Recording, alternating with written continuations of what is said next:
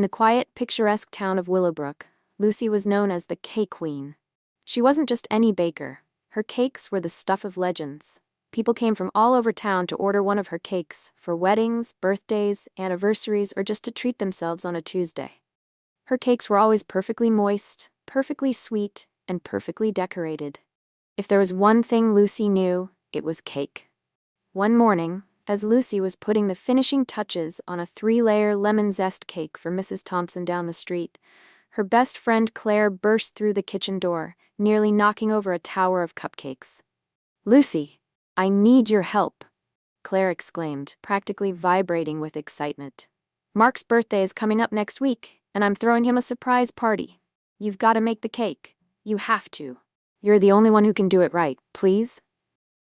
Lucy, wiping a bit of frosting from her cheek, glanced up with a smile. "Of course. You know I've got your back. But this cake needs to be special. Extra special. I mean, it's Mark we're talking about." Claire's eyes sparkled. "Yes, chocolate cake, double layers, extra frosting, and something unforgettable. Something that'll blow his mind." Lucy grinned. "Done. It'll be the cake of the century." The day came for Lucy to bake the birthday cake. She had a reputation to uphold, after all. She started early in the morning, gathering all her ingredients: flour, sugar, cocoa powder, eggs. But when she went to grab the eggs from her fridge, her heart sank. "Uh-oh," she muttered into the empty carton. "I'm out of eggs. How did this happen?" She frantically checked the pantry, hoping for a miracle, but there was no backup carton. There was no time to run to the store. She had a party to bake for, and no eggs meant no cake. As if the universe was listening, her mind suddenly flashed to her quirky, eccentric neighbor, Mr. Thompson. He lived next door, and everyone knew he had a small flock of chickens that laid massive eggs. They were almost legendary, talk of the town. Lucy quickly grabbed her purse and hurried over to his house, praying he'd have what she needed. She knocked on the door, and Mr. Thompson, with his bushy mustache and thick glasses, opened it with a grunt. "Mr. Thompson, I need your help," Lucy said, trying to sound calm despite her rising panic. "I'm out of eggs, and I'm baking a birthday cake for Claire's party. Could I please borrow a few?" Mr. Thompson, without missing a beat, turned and walked to his backyard. "Follow me," he said gruffly, as if this was a completely normal request. Lucy, relieved, followed him to his chicken coop. He reached under a low-hanging bush and pulled out a dozen eggs, each one the size of a grapefruit. "These should do," he grunted. "Take as many as you need." Lucy's eyes went wide. Are you sure these are for baking?" she asked, holding up one of the eggs like it might hatch at any moment. They looked like they could be used for a science experiment rather than a cake. Mr. Thompson grinned.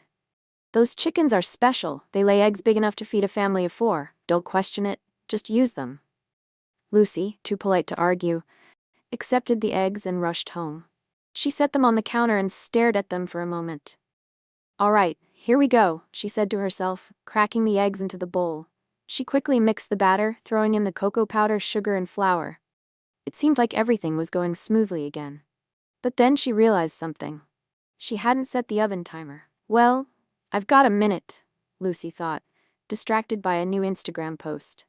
A few minutes later, she was deep into scrolling when she heard the oven timer beep loudly in the distance.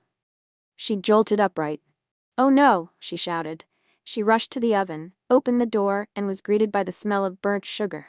The cake had turned into a charred, blackened mess. "No," Lucy moaned, her hands on her head. The cake was ruined. Frantically, she pulled out the burnt cake and threw it in the trash. Her heart sank. How could this happen, she thought, pacing back and forth in her kitchen. Okay, calm down, I can fix this. I'll just bake another batch." With newfound determination, Lucy began to prepare the second round of cake batter. She mixed it even more carefully this time, making sure everything was perfect. While the cake baked, she checked the pantry for frosting ingredients. "All right, butter, sugar, vanilla. Wait, no butter? What?" She scrambled through her cabinets. Nothing. The frosting was essential to her plan. She couldn't just use any frosting. It had to be epic. Then Lucy's eyes landed on something in the fridge, a jar of what appeared to be white, creamy goodness. This could work, she thought. It's white, it's creamy, must be frosting. Without hesitation, Lucy grabbed the jar and opened it. But as she saw the label, her heart sank. It wasn't frosting. It was mayonnaise. Mayonnaise?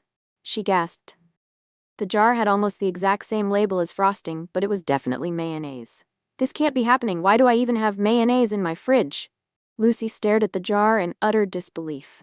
She thought for a moment, then shrugged. Well, I mean, people have put weird things in cakes before. Maybe mayonnaise is a secret ingredient? With no time left to rethink her decision, Lucy grabbed a butter knife and spread the mayonnaise on the cake.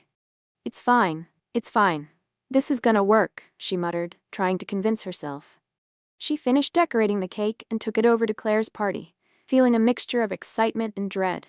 When she arrived, everyone gathered around to see the grand creation. Mark, Claire's boyfriend, eagerly cut the first slice. His face froze as he chewed. Lucy, is this mayonnaise? He asked, his voice cracking. The room went silent. Everyone stared at the cake, unsure how to react. Then Claire burst into uncontrollable laughter. Mark joined in, and soon the entire room was filled with laughter. Lucy, though embarrassed, couldn't help but laugh along. It was a disaster, but at least it was memorable. Well, Lucy said, shrugging, I guess it's a party trick as well as a cake. And that's how the mayonnaise cake became a legend in Willowbrook. People still talked about it for months, and Lucy, though a bit mortified, somehow became even more famous for her baking mishap. In the end, she learned a valuable lesson. Sometimes life hands you mayonnaise when you're expecting frosting, and the best thing you can do is laugh and roll with it. But maybe, just maybe, double check your labels next time.